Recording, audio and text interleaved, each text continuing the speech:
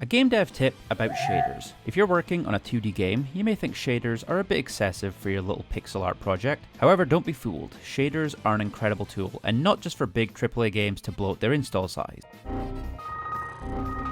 Let's take my little mining game. I want a sandstorm type effect to appear, and there are options like throwing sprites at the screen or particle systems, but they can quickly get messy and unpredictable. Rather than spend hours tweaking particle numbers, we can achieve something much more simple and appropriate with a shader or two. Using Unity Shader Graph, I'll set up a screen overlay shader for the storm using a bunch of noise, time, and various custom properties to give customizability and be able to access it via a script, so I can trigger this shader to appear. We do this by making a canvas, setting it to screen space camera, adding an image as a child and setting the image's material to the sandstorm shader we created. Set the camera to our main camera, and now, wherever the camera looks, it will have the storm shader over the top. On its own, it looks good, but I want something extra.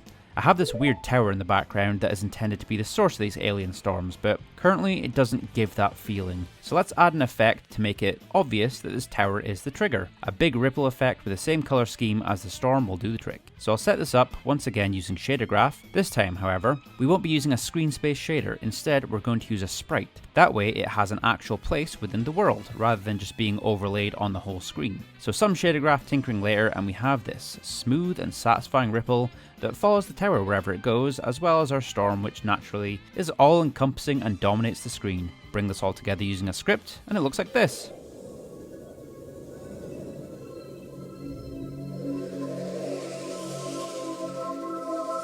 Pretty cool.